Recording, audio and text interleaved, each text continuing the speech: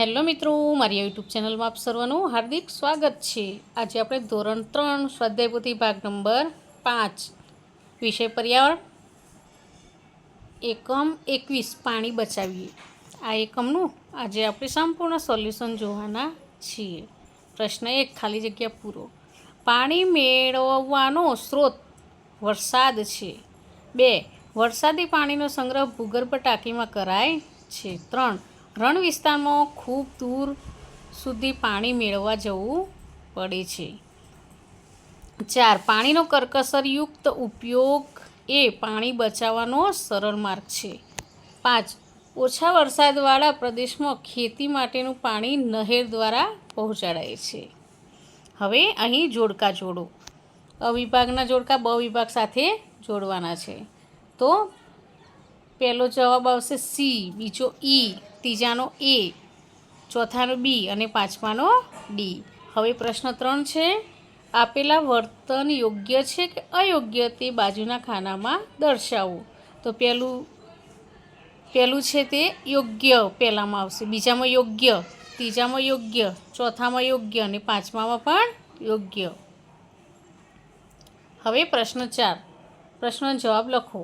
1 તમે દરરોજ કયા કયા કાર્યોમાં પાણીનો ઉપયોગ કરો છો? તો અમે બ્રશ કરવા, સ્નાન કરવા, પીવા માટે, રસોઈ બનાવવા, કપડાં અને વાસણ ધોવા માટે પાણીનો ઉપયોગ કરીએ છીએ।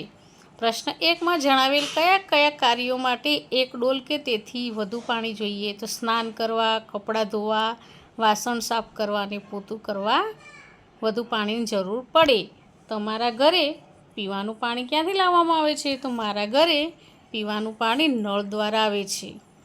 પછી 4 જો પીવાલાયક ચોખ્ખું પાણી ન મળે તો તમે શું કરો? તો અમે પાણીને ઉકાળીને અથવા ગાળીને શુદ્ધ કરવાનો પ્રયત્ન કરીશું, જેથી બીમારીથી બચી શકાય।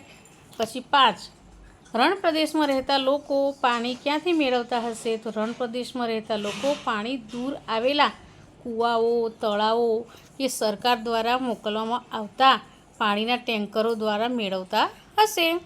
પછી આગળ પાણી શા માટે બચાવવું જોઈએ? તો પાણી જીવનનો મુખ્ય આધાર છે અને પૃથ્વી પર મીઠું પાણી મર્યાદિત છે। ભવિષ્યની પેઢી માટે અને દરેક જીવનના અસ્તિત્વ માટે પાણી બચાવવું જરૂર છે। હવે અહીં પ્રશ્ન 5 છે, વર્ગીકરણ કરો। તો અહીં વાક્યો આપેલા છે, તો આપણે પાણીનો બગાડ અને પાણીનો બચાવ એને આપણે અલગ અલગ વર્ગીકરણ કરીશું। હવે પ્રશ્ન 6 છે, આપેલા વિકલ્પોમાંથી સાચો વિકલ્પ પસંદ કરી બોક્સમાં લખો। તો પહેલામાં એ વિકલ્પ આવશે, બીજામાં એ આવશે, ત્રીજામાં બી વિકલ્પ આવશે, ચોથામાં ડી વિકલ્પ આવશે। હવે પ્રશ્ન 7 છે, ખોટો શબ્દ છે કે નાખો। તો અહીં 6 વાક્યો આપેલા છે, એમાં મેં ખોટો શબ્દ છેક્યો છે। પછી પ્રશ્ન 8 છે, મને ઓળખો। તો હું ખારા પાણીનો ખજાનો છું, તો દરિયો। હું ગંદા પાણીનો નિકાલ કરું છું, તો ગટર। હું સિંચાઈ માટેના પાણીને ખેતર સુધી લઈ જવાનો માર્ગ કરું છું, તો નહેર। મારા આવવાથી ભૂગર્ભ જળમાં વધારો થાય છે, વરસાદ। હવે પ્રશ્ન 9 છે, જુદી પડતી વિગત ફરતે ગોળ કરો। તો પહેલામાં પાટલો એના ઉપર ગોળ કરવામાં આવશે, બીજામાં ખેતર ઉપર ગોળ કરવામાં આવશે, ત્રીજામાં નળ, ચોથામાં હોજ અને પાંચમામાં વરસાદ। હવે પ્રશ્ન 10 છે, રંગપૂર્ણી કરો। તમે પાણીને બચાવો, પાણી તમને બચાવશે। આપણે આમાં મનપસંદ રંગ પૂરવાના છે। તો મિત્રો, અહીં આ એકમનો વિડીયો પૂરો થાય છે। જો તમને આ વિડીયો ગમે તો લાઇક, શેર અને સબસ્ક્રાઈબ ચોક્કસથી કરજો, અને હા, જેને જરૂર હોય તેને શેર પણ કરજો। બાય।